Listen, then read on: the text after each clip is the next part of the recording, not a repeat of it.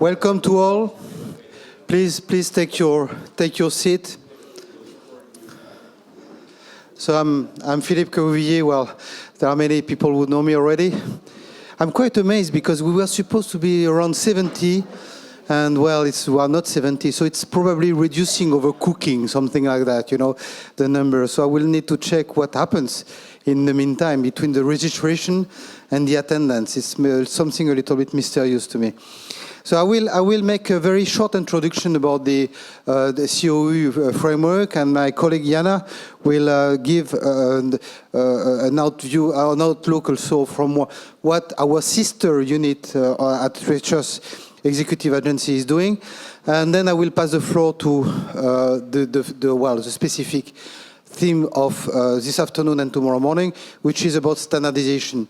And just to stress that we are aware that standardization is very, very scarcely, I would say, managed in different fields. There are some, the colleagues will tell more about this, fields which are better organized than others. And we are really trying to ensure that we are not missing any opportunities to link with current research projects or a mandate and so on, to have a better coordination, which will help us as research program to better anticipate the standardization needs and to put something which is reflecting what the users are willing to see ultimately as standards. François, ah oui, je dois faire un petit clic. Je fais clic. No, it's not me. I'm not a legal guy. Non, c'est le TTHG3, je crois. Je fais clic, tac.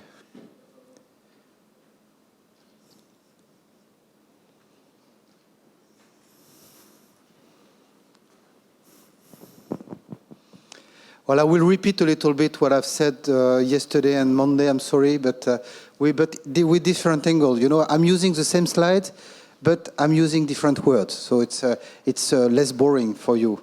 C'est bon?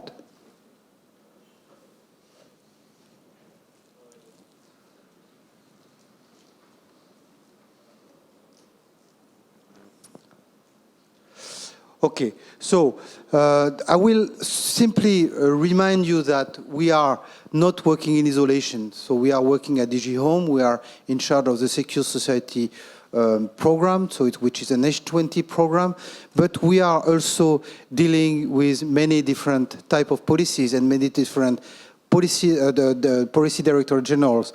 And in particular, when you are dealing with themes that we are covering, that is disaster resilient society, we are dealing with natural hazards, cyberany, fight against crime and terrorism, border security, cybercrime, security, and so on.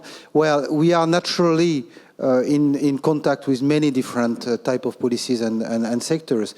Regarding standardization, it's a little bit peculiar because we are dealing with research. We are not dealing really with a direct mandate and participation in technical group of SEN, but we are actually in close connections with needs expressed by stakeholders, by end users, which we try to reflect into our research programs, but in a way which is not yet sufficiently well coordinated, because we see that many projects are developing, for example, SEN workshop agreement, which are supporting one of these policies, you know, health policy, the cross-border security, cross-border threats to health, DG environment.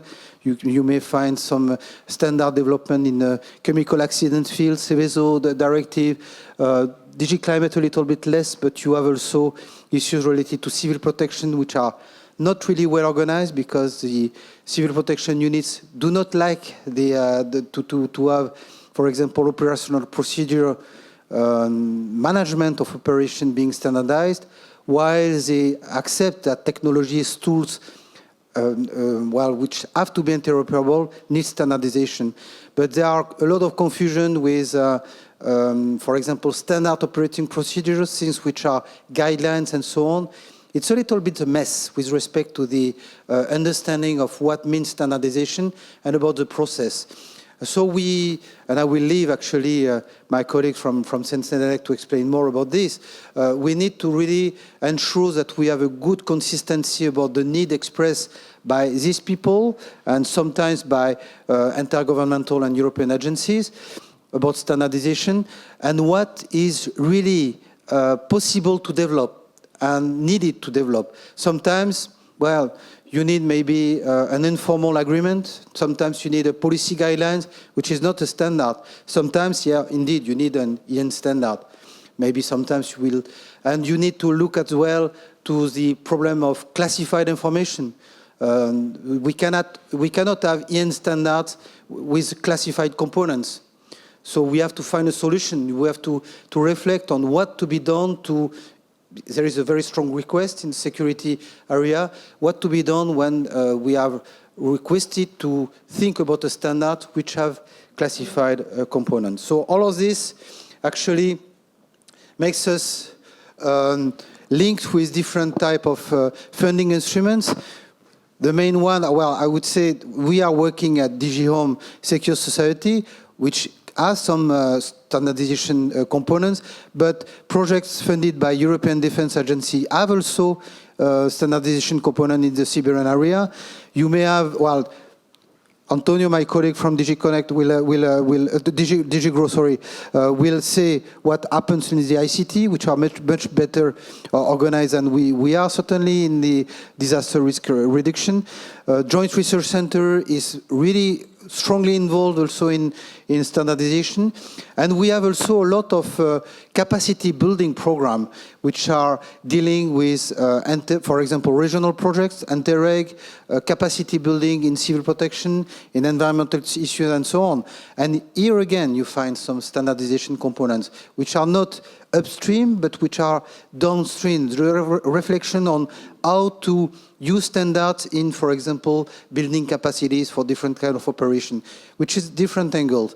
But, well, this world is completely fragmented, scattered, and the landscape is, well, if you would draw a nice tree, you know, you would see that all these components are connected, but we don't see the overall tree. We are looking at the leaves, maybe the roots sometimes, but we miss completely the overall picture. So today and tomorrow morning, we will be really initiating some dialogue about what do we need to do with respect to better coordination at EU level. So, well, I will say also that we have to establish a strong dialogue, and which is already the case, between different policy sectors. Among different projects, we should not miss any opportunities to bring research, capacity building, even education projects in the same room, and it's what happened since the last 3 or 4 years. We need also to rely on think tanks, practitioners network, so get the views of people who are really users to tell us what they need and what they don't want. And sometimes we really need to have a dialogue which is more in depth. We cannot really do that in such a forum. It's difficult.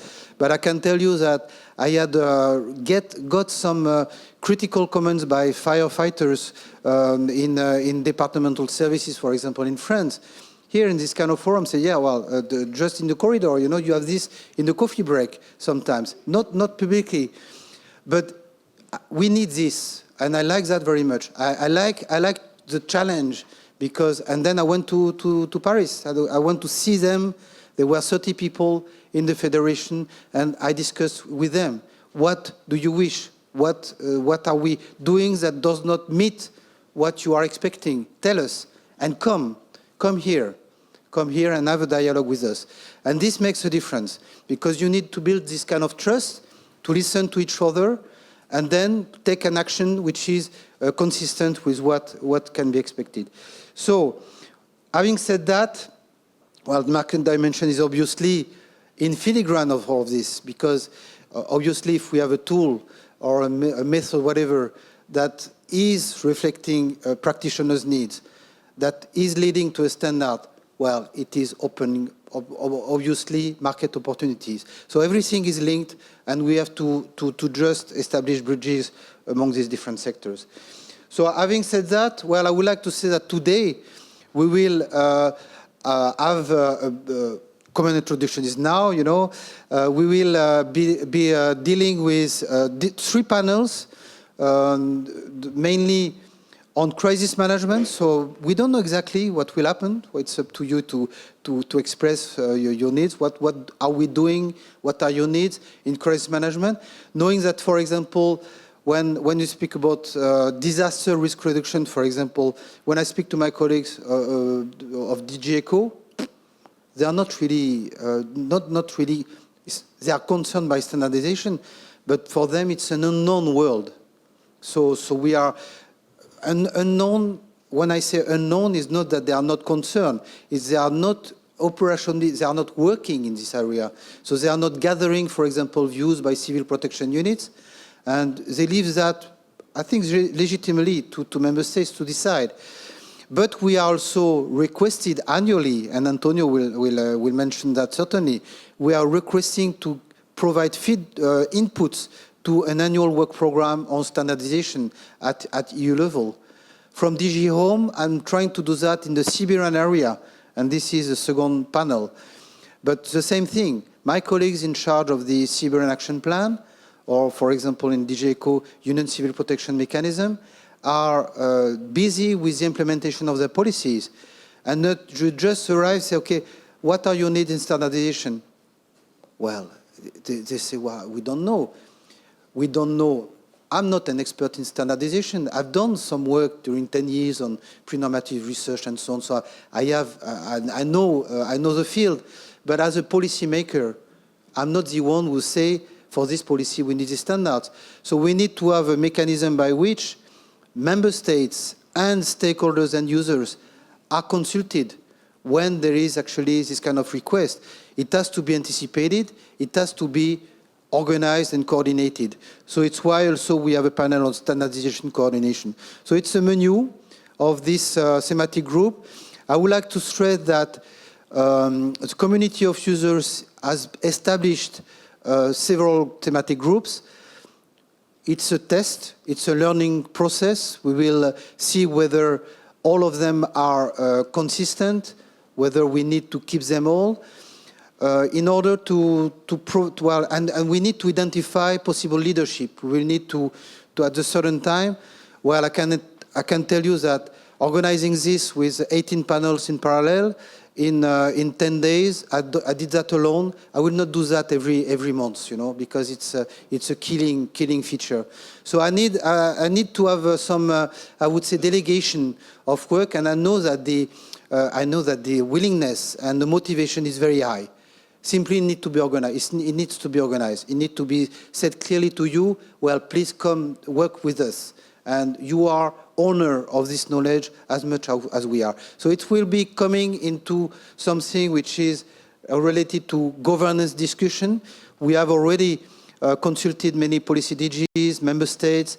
We will discuss from April until July to different groups, different projects, different networks, to arrive to, well, a proposal that we will propose to member states in October and say, okay, do you think that it can work?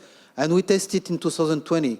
2020, we implement this as a kind of coordination. And what is behind is that if it works, then it will be a very strong platform when we will be launching Horizon Europe. So it's what is behind. Horizon Europe will be the next framework program. I will be dealing with one part of it with respect to drafting, disaster resilient society. But, well, you know this, it's a big elephant. So there are many different services providing research orientations. Next year we will write specific programs. We need to ensure that we'll be ready to interact among different actors when we'll be starting Horizon Europe. Otherwise, we are back to the situations where we are. You know, I'm an old crocodile. I started at the second framework program 30 years ago. It will be 30 years on the 1st of April. And we never had this kind of coordination. So we need really to make a difference. So with you, this will be possible. So with this, I would like to pass the floor to the first speaker. Maybe I will invite you all to come to the, well, you are only two. So Antonio Conte from the DG GROW, who will speak about EU standardization policy framework and instruments, and Ashok Ganesh, who will speak for Sensenelec. See, please, Ashok, you take a chair here, and I will pass the microphone to Antonio.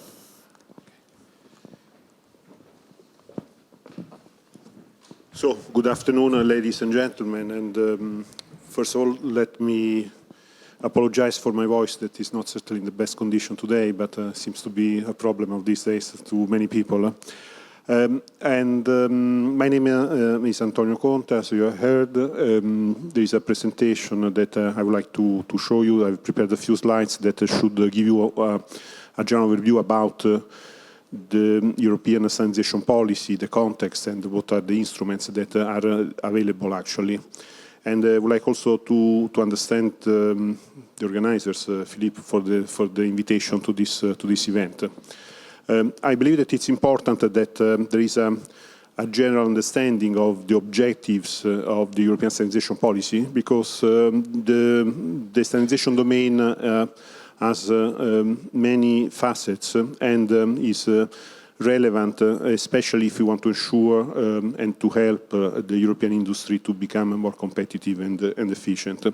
So I would like to start from my slides, and in particular, the next slide provides you with the details of the legal basis. The Regulation 1025 of 2012 is the regulation that defines a number of rules regarding the role that should be played by the European standards organizations and the national standardization bodies and the member states and the Commission. It's a complex world that has continuous interaction, and then for this reason needs some coordination and cooperation. This regulation is particularly important because it creates also the condition for the financial support that the Commission is providing to the European standardization organizations, but also to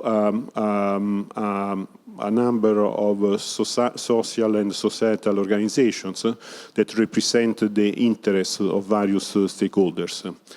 And in particular, also, I would like to say that the implementation of the regulation is supported by a specific committee that brings together the representatives of the member states and as also other organizations participating as observers. And this is the place where the legal and policy discussions also take place. Next slide, it's about the specific principles that are the basis of European standardization. And these principles are not new because they follow the same principles of the World Trade Organizations, the so-called founding principles that are related to a number of key elements like coherence, transparency, openness, consensus, and so on and so forth. In other words, the European system is completely consistent with the ideas, with the principles that are set at the global level. And another important point that I would like to underline is the fact that the fact that we have a European standardization system is a key element for the support to the deployment of the single market in Europe. Since, as you may understand, standards and technical specifications are the best instrument to eliminate technical barriers to trade, and then in turn this will facilitate the free movement of goods and services across Europe. Next slide. It's about the more general picture. I have just talked about European standardization, but in reality European standardization is just a part of a more general scenario. And this scenario is composed by formally recognized organizations at the international level And these organizations are the ISO, IC, and ITU that somehow can be considered as the counterparts of the European standardization bodies that are Sensen and ETSI. But at the same time, we have very, very many other organizations that develop as well technical specifications in all sorts of domains. It is true that this picture is maybe more relevant for the ICT domain, that I would say it's the most dynamic domain in the standardization domain. But it's interesting to note that the players in this standardization domain are really very many, and it's important also to ensure that somehow there is a coordination among the various players, because as you know, resources are limited, and it's important that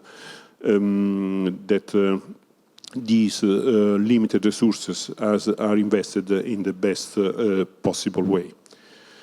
Next slide. Please click several times. It's about another important principle in the area of standardization. This principle is that standardization is a voluntary exercise, and the fact that in general the process is open, and so whoever has an interest in developing a new standard, a new technical specification, must have the opportunity to do so in this open environment. However, there is a major difference between standardization and legislation. Sometimes there is some confusion. And the next slide shows you what are the major differences in this respect. If you go ahead, you will see that standards have a certain specific characteristics. As I said, they are the result of a voluntary activity. They are created by consensus of the stakeholders that are involved in the standardization process. And in general, they are developed by independent organizations, open independent organizations. And they have a revision life cycle that we can say it's in the average of 5 years, but this depends on the situation. And also are covering many different domains, because standards and technical specifications can address different aspects like interoperability, safety, quality, and so on and so forth. On the opposite, legislation is mandatory, because this is by definition an element of legislation, and thus is imposed by law. And it's created not in an, I would say, in an open environment, public environment, but it's created by public authorities that are responsible for the development of legislation. And in general, the legislation does not have a specific period for revision. Depends on the specific needs and on the specific context. Another important principle is that the legislation can set some specific requirements that are needed to support the public interest.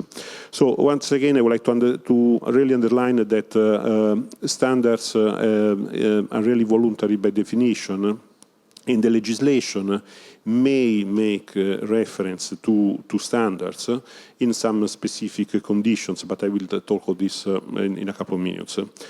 If we move to the next slide, I would like really to stress what are some key principles that are related to the European standards.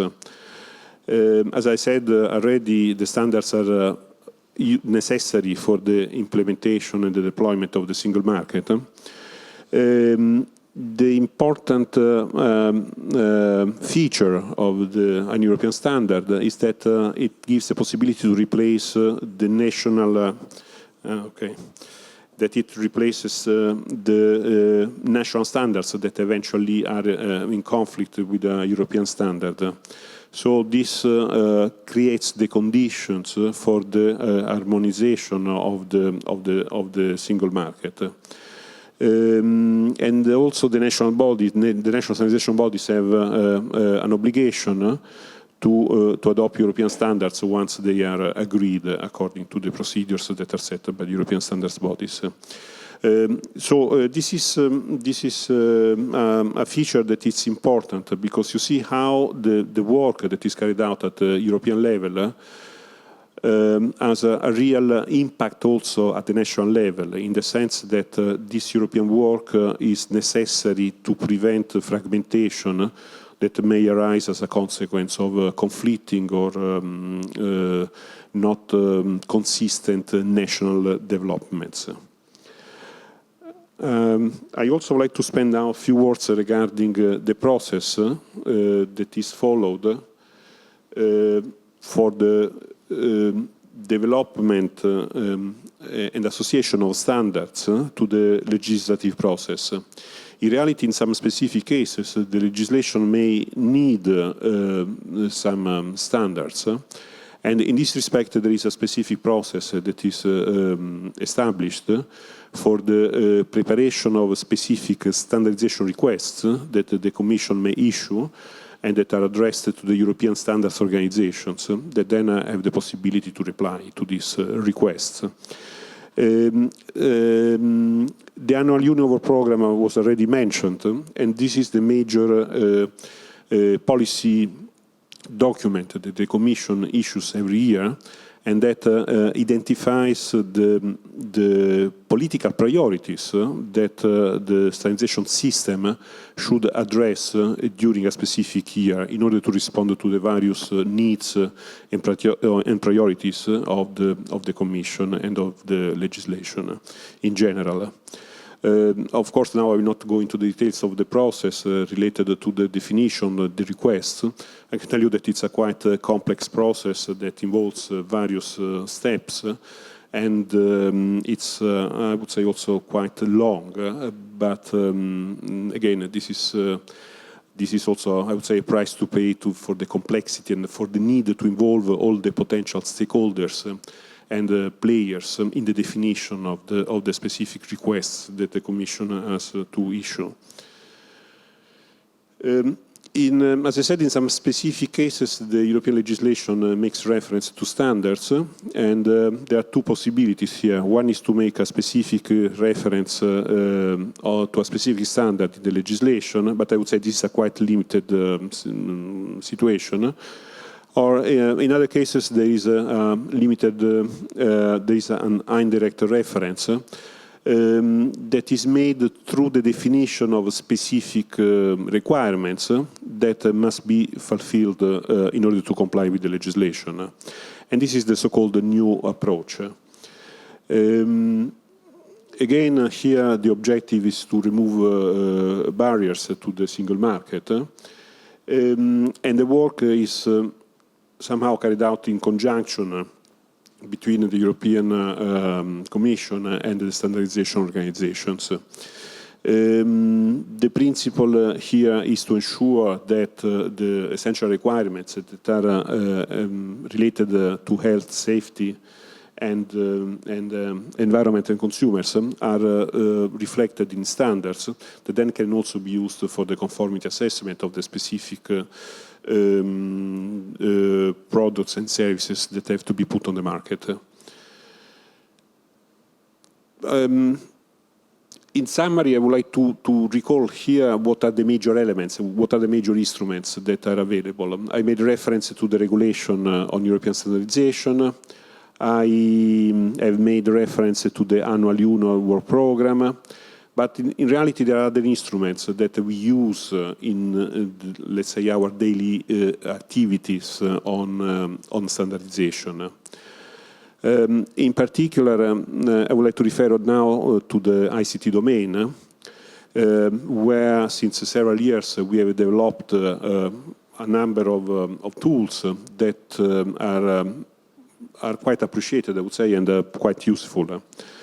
First of all, we have created a multi-stakeholder platform on ICT standardization, that's called MSP, that brings together the representatives of the member states, but at the same time also involves representatives of the major fora and consortia that are somehow involved in the development of technical specifications in the ICT domain. And this is important because I would say a big quantity of technical specifications in the ICT domain are also developed by these foreign consortia. You may remember one of the first slides that you have seen here, and on the right-hand side of the slide, there were references to many organizations like W3C, IETF, and so on and so forth.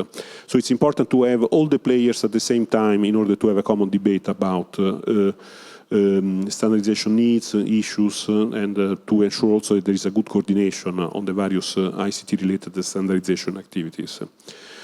We issue also a rolling plan for ICT standardization. This is also an annual document that consolidates all needs in terms of new standardization work that should be carried out. And this is the result of a consultation of the Commission services and also of the other stakeholders that are involved in the standardization process. I would suggest you, if you have an interest in this area, to give a look to this document because it is a very comprehensive document that addresses, I believe, more than 30 policy domains, and that gives a clear explanation of the state of play of standardization in the specific domain, and also contains a clear description of the actions that are expected to be carried out by the relevant players. In relation to ICT standardization, I would like also to mention the communication of 2016 that has identified 5 priority domains that require particular attention. And as you may understand, these domains are clearly related to 5G, cloud computing, cybersecurity, and 5G, of course, that have priority at this in this very moment at the European and I would say also at the international level. So it's important also from a policy perspective to clearly indicate what are the urgent needs that should be addressed by European standardization in these years. Let me just spend a few words about the joint initiative on standardization. This is the last item that was shown on the previous slide. This is a major initiative that is bringing together many players in the ICT standardization domain. It's an informal initiative because it's somehow related to the implementation of the standardization policy. And as over the last years has brought together very many players. There are more than 120 organizations that have supported this initiative. And by this year, I believe by June of this year, we should have the final report and the final results of the various actions. The various actions that have covered very many different topics, ranging from public procurement to the better use of the various standardization policy instruments, and so on and so forth. And so also this activity will certainly bring interesting results that may require some also further action. In terms of funding of the standardization work, I would like to recall also that it is on top of the support that we provided to the various to the European standards organizations and to the social and societal organizations. We also provide support for the execution of specific standardization work in standardization. And in particular, the support is addressing, for instance, in the area of ICT, areas that are related to various topics that range from the Internet of Things to intelligent transports to digital cinema and so on and so forth. So in a way, the Commission provides some funding for the facilitation of standardization work that eventually will not be executed or will be executed with a slow pace in other conditions. I believe that I will stop here because there are very many other speakers on the program, and again, my intention was just to provide you a general picture of the standardization policy. If you have further interest, of course, feel free to visit these two web pages where you will find the details. You will find the documents, and you will be able to retrieve the information that you need. Of course, I hope that this is just the first step of a more general process. From what Philippe said, it is clear that there is a need to have a better dialogue among the various players in this standardization domain. In terms of internal cooperation, I believe that my service is fully prepared to ensure that this dialogue is established. Also because at the end of the day, my service is in charge of the overall of the legislation in the area of standardization and of the coordination of the overall standardization policy. And so I'm sure that also thanks to the debate that will take place today and tomorrow, we'll have some ideas on how to better ensure this coordination. So thank you so much for your attention, and of course I remain at your disposal for questions and clarifications. Thank you.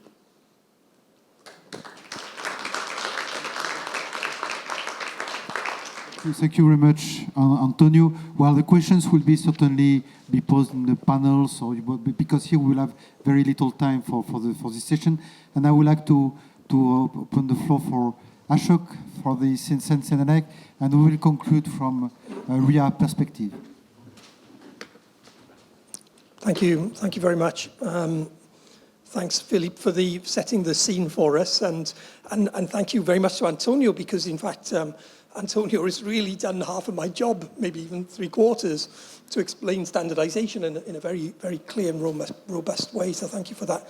And it allows me to extend that in terms of maybe newer areas for two of the three European standards organizations, CEN and Senelec, which were explained by Antonio, and how we see the world today, how we are responding, how we're trying to help stakeholders to address their issues through standardization, where standardization is relevant.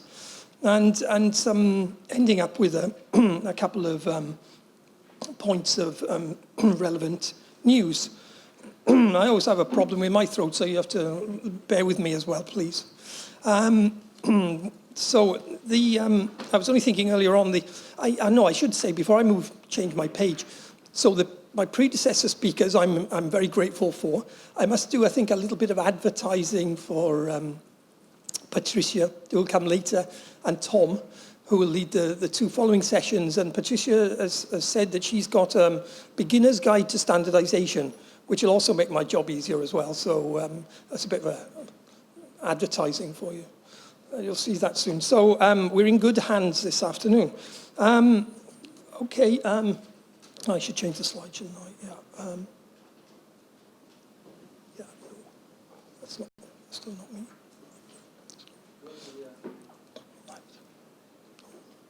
Oh, that's going backwards, of course.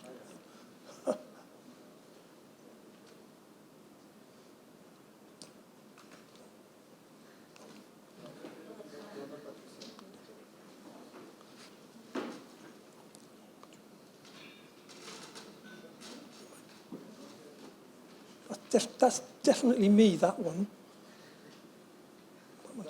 That's definitely me, yeah. Maybe I can speak anyway, maybe. The slides will come. Okay.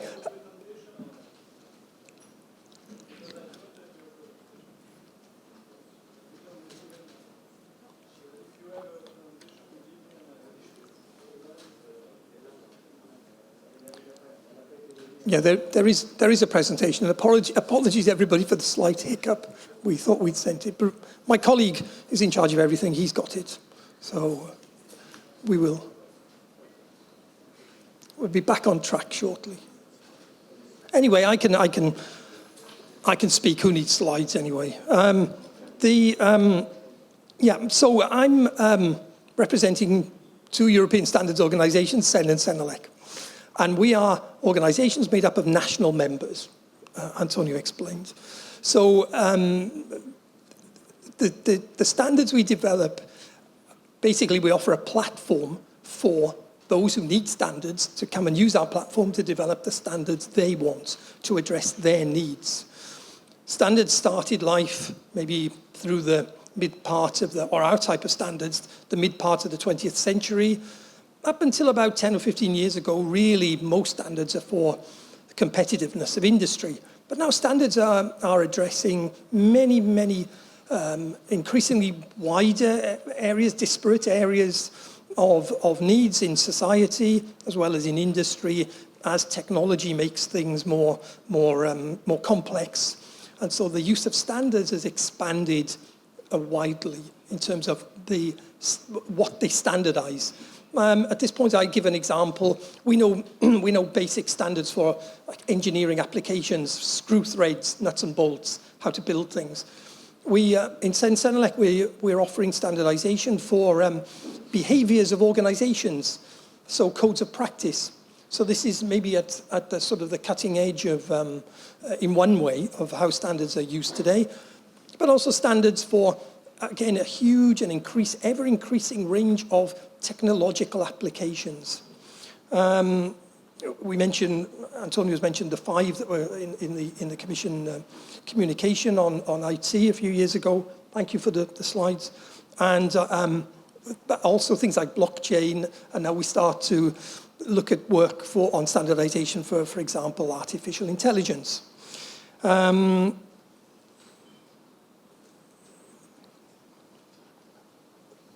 Okay, yeah, so we're in business. So standards are things that have been around for a while. In fact, even hundreds of years, if you look back to the ancient civilizations of Egypt and China, I'm not going to go on like that all afternoon, don't worry. But standards today are very much a hidden component of certainly industry and increasingly of society. We see this is not a new slide, and some of the labels give that away. But we see that the world's becoming more complex. It's under more pressures, everyday life of citizens and businesses. And standardization can play a role to address maybe not all of these challenges, but a lot of them, and can help be the solution in many ways. Maybe not to US political leadership, maybe that's going too far, but when we talk about cohesion, we talk about trade, we talk about, as I mentioned the word technology many times. So the world's more complex and standardization can play a role. If we bring it closer to the standardization issues, we see some hot trends in terms of things that we need to address or can be addressed through standardization. For example, helping to protect IPR. We have this issue in the middle there of the increasingly what were formerly products being addressed to the market, provided to the market as services. This is not opportunity if I use my one and only example of the jet engines for aircraft, where some manufacturers now provide the engines and the operator pays for the thrust hours, the number of hours that the aircraft is in the air, rather than buying the engines outright to fit to their aircraft. So that's a product provided as a service. To do that, for industry to make that change, requires a whole infrastructure. Many of those will be underpinned by IT, new technologies, and those technologies will be enabled through standardization. So standardization, a hidden component, but a great enabler. And we can give many sort of similar examples. Standards for market access. Antonio mentioned and explained the single market, and European standards have been a big support to the creation of the single market. But standards as a remover of barriers to trade, to enable trading across, global trade. What else is interesting there? Yeah, innovation to market, and much more I'll come on to in a minute. I will give, maybe I'll change the slide. No, it's going backwards. Yeah, so we see standardization we see an evolution in the world, and we need an evolution in our own standardization system to cope, to keep up, to be relevant.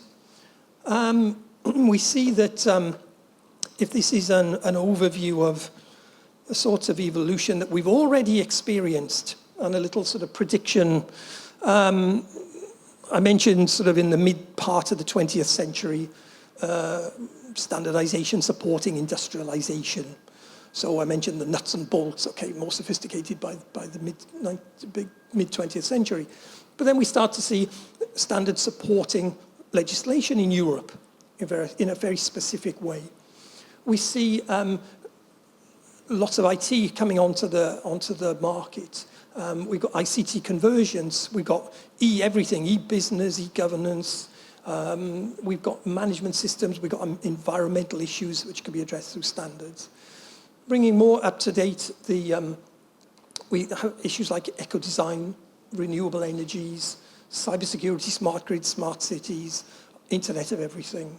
And we look at everything is being disrupted, and even more, we're looking at we are doing work today about open source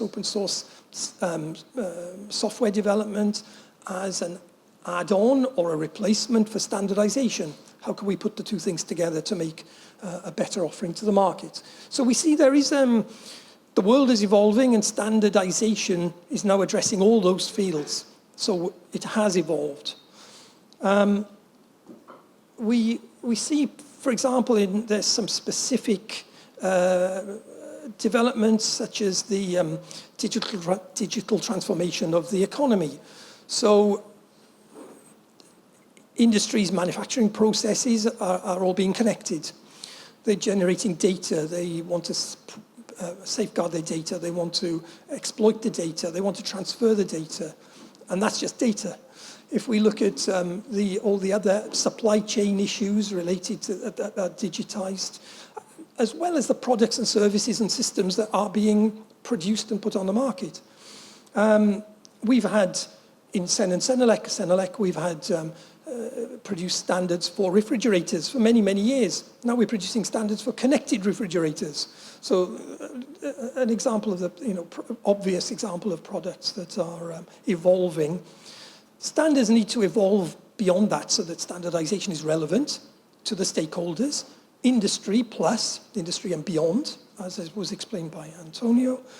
But also we recognize the need for our own Senelec system to also evolve, to be fit for purpose, to be agile, and to be digitized, digitally transformed. Unfortunately today, if you buy a standard, you probably buy it as a paper document or as a PDF. We are working with XML, but that's still a rather new approach. The standards as software, standards tailored to be machine readable or machine interpretable, that should come through, and that is in the pipeline. So that's a way we should evolve. If you are lucky enough to be involved in the standards developing process, then you'll probably be inflicted upon a series of different technologies, some of them from the Victorian era and some of them very modern and up-to-date. We need to replace all that with an completely online 24/7 accessible web-based authoring platform. And if we're going to do that, we should do it so that it's coherent with the standards work that's done at international level through the ISO and the IEC, not just stops at the borders of Sen and Senelec. So these are some of the things we're trying to do to evolve and to meet the needs of the evolving world around us.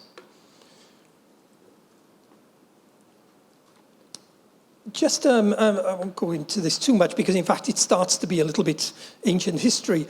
This was our Senelec strategy, a common strategy established in 2014. And of course we come to the end of the life of that strategy. I just pick out a couple of points there on the far left-hand side, the global relevance part, which is about, again, standards not being done in Europe in isolation. Standards need to meet the needs of stakeholders. And if stakeholders have a need to work across borders, then standardization needs to follow. So being relevant at a global level and integrated at a global level. If we come over to the right-hand side, the block bar 1, innovation and growth, and that's again recognizing that standardization is not what it was or the standardization landscape isn't what it was in the mid-20th century, where the vertical industry sectors are working within our technical committees in Sen and Senelec. There is no need for Sen and Senelec, therefore, to look outside. How is the world changing? Because the stakeholders who are important to us are in our system. They're driving our system. But of course, the world has become more complex, and now we do need to look outside. We need to be proactive. We need to do horizon scanning. We need to do foresight on standardization. We need to form communities, and that's why it's so interesting and important to be at groups like this to explain, because you are a community who can help to promote the need for standards, produce the need for standards tomorrow. This is where the feed and the identification of standardization needs will come. Otherwise, we will miss the opportunities and we'll miss the chance to fulfill those needs through standardization. On the bottom of the slide, I just point out, since the big strategy 2014-2020 was developed, we've developed some other strategic plans, and the important ones there, well, for services, standardization, digital transformation, and innovation and research. And the innovation and research one is very important in this area of, if I can call it broadly, security, and the field of, the issue there is about trying to integrate research activities and standardization. Standardization so it can support research outputs to reach the market. That's the key. To scale up, to be in line with market needs through a standard. Standardization is not the only tool to do that, and there are things like patents that we know about, but there's potential for the users or patent holders to get an extra leverage if they're using standards in conjunction with patents, and that can be explained by people probably cleverer than me, but it's happening today. It is there. So that innovation and research strategic plan, which we now come to deploy, is very, very pertinent to this discussion today. I think I've probably talked about this slide, which is basically addressing the digital transformation, so I won't repeat that. But I was on the innovation plan. There's lots of words there. I won't. There's basically 3 approaches in the innovation plan. One is to make sure that researchers and innovators feel at home in the Sen-Senelec system, that they get a clear value, which is not only the development of a standard. They get recognition for their contribution, for example, that it's their collective inputs into standardization are highlighted and valued as a signposting for others.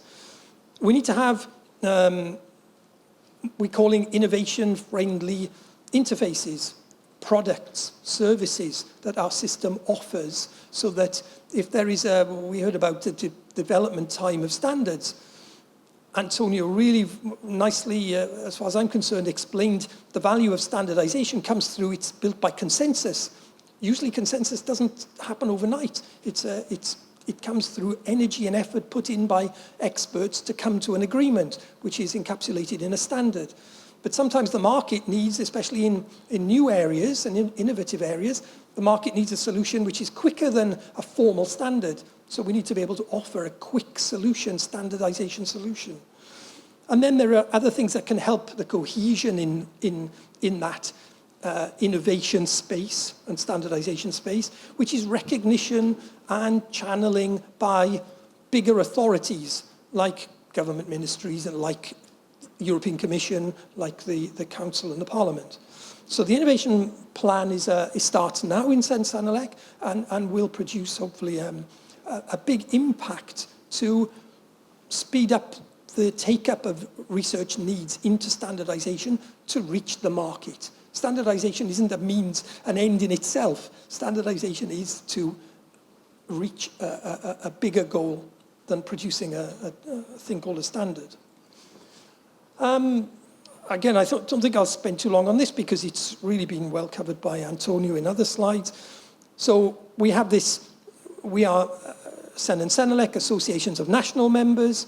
We are European regional standards bodies, but we link through our members to the international level. And that's important for stakeholders, as I said earlier, because in many cases and in more and more a globalized world, to have a standard that is applicable beyond one country, beyond one region, potentially globally, is very attractive and sometimes absolutely necessary. We come on to our area in CEN-CENELEC of what we broadly call security. It's probably not doing it justice, as it's much more rich than that. But you'll see, sorry, words a bit small, but you can see a range. I won't read them all, but you'll see a lot of technical work to develop standards is going on in all these different areas. Patricia, we're lucky to have Patricia as the chair of the second one on the list, arguably the most relevant security-related technical committee that we have, 391. But of course, you see there are security aspects covered in many, many other areas. And this is one of the pieces of news that I'll come on to in a very quickly, I promise. I've already spoken too much. In fact, I'm not doing as badly as I thought. If you come on to this slide, which is near the end. So you've done well to stick with me so far. So CEN-CENELEC, we have our standardization activities. I showed you the list of technical committees. And I think we can still call it, Bruno, I think we can still call it a hot piece of news. The fact that in CEN-CENELEC, we have now created what we call a sector forum. Previously, these technical committees, some of which have existed for many years, the list that I previously put up, which I helpfully have taken off the screen, but they've been really very much discrete technical work based on specific needs. And there hasn't really been a horizontal coordination or overview of that. But now we've created what we call this sector forum, which is to provide precisely that, this horizontal coordination, even to spot gaps, even to enhance cohesiveness between the technical committees. And that's a platform which will be open to stakeholders to join, and that's really one of the strengths of that platform, and that starts now.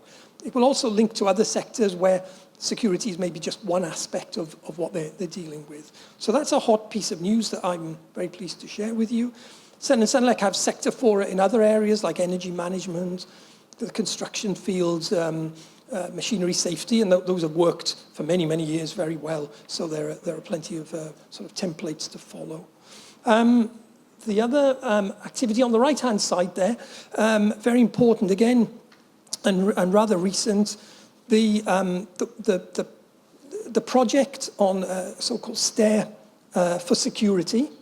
You'll see it there. It's about pre-standardization activities, and it's about in the security field, and it's about looking to enhance the standardization take-up of research results for security, innovation, if we could say it even more broadly than research. And through the project, some important things will happen.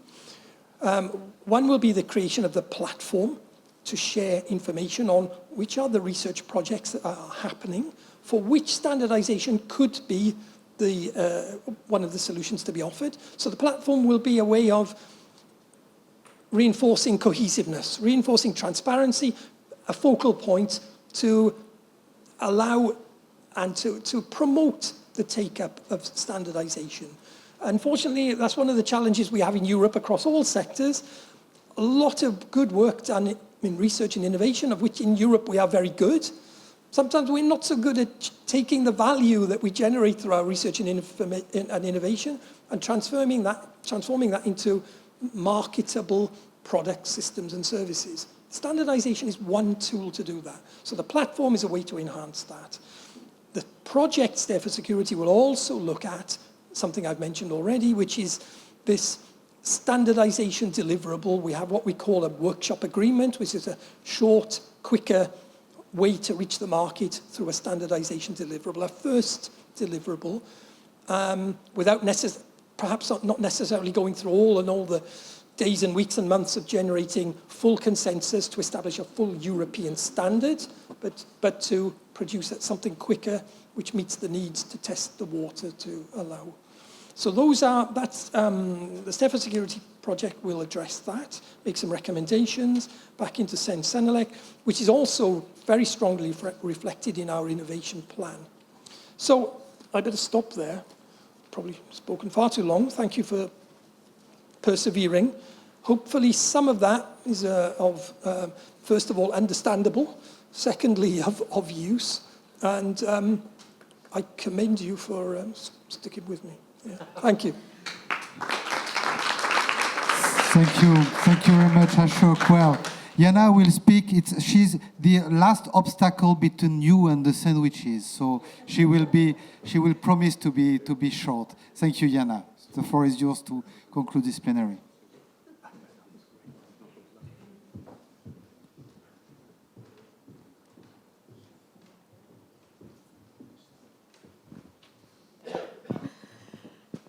Good afternoon, and thank you, Philippe.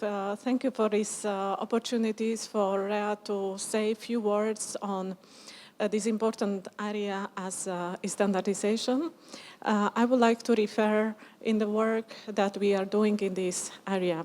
I will be short, so the obstacle is not so long.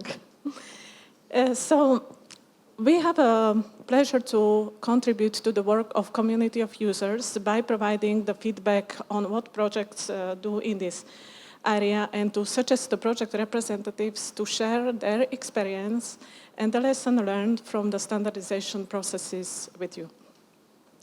In this supporting effort, REA has contributed to the mapping exercise organized by DG Home, by providing the input from the projects and standardization activities. This exercise is aiming at the development of the standardization roadmap in the CBRNE and crisis management sectors in the cooperation with the Senelec and the key stakeholders. A part of it, REA is providing feedback to the policy DGs and to the standardization bodies through the recommendation formulated by the projects in the so-called white papers. As a very valuable input, I would like to mention here the white paper of the project Resistant, with a number of recommendations to various sectors, the standardization roadmap with identification of the standardization needs and gaps, and the report on strategy towards improving standardization. Another worth mentioning is a white paper on the project Reconas and its recommendation on improvement, especially in Eurocodes, an ongoing lesson learned paper of the project Inahus on standardization processes. REA is involved also in the evaluations of the calls, in which the dedicated standardization topics have already an old history. I would like to mention among them FP7 call in 2013 on certification and harmonization of the security products, with the awarded projects CRISP and Hectos, H2020 call in 2015 on standardization opportunities in disaster management and the project Resistant, last year call on pre-normative research in the area of security of water supply, and the awarded project Aqua 3S. And this year, we will continue with a subtopic in pre-normative research in natural hazards and CBRNE. Next year, the continuation of pre-normative research will continue with the subtopic on first aid vehicle deployments, training, and logistics. REA gives importance to the explanation of the standardization processes to the projects and also to the explanation of the benefits of standards for the consortia and end users. REA stresses involvement of the standardization bodies in the consortia and the presence of the dedicated work package on the standardization in the projects. We are encouraging closer cooperation with SEN and SENELEC on the CWA and participation in the working committees. In this occasion, it's worth to mention Project Inahus and their recent publication of CWA on integrated search and rescue platform. We don't give only advice, but also monitor how these activities in standardization are implemented by the projects, and we encourage consortia in their efforts to bring the research products into pre-standards and standards, from which consortia and the end users can benefit not only in the economic means, but also in better interoperability in the field. So this concludes my speech. Thank you. Thank you very much, Diana. Thank you, Ashok and Antonio. Well, you will interact with people certainly in the break, and if you are staying in the panel, you will have many questions here. I would like to close this common introduction, inviting you, for those who are starving like me, who did not have lunch yet, there are some sandwich boxes which can be available in the breakout room. I would like you to reconvene here at 3 o'clock. We are a little bit over time. And then it will be, there will be the two panels that will be in sequence. You need to leave this room at 5:30 because there will be some installations for musical sound check here. So you need to go to have good drink and good company outside. So I invite you to have a drink and to come back here at 3 o'clock. Thank you.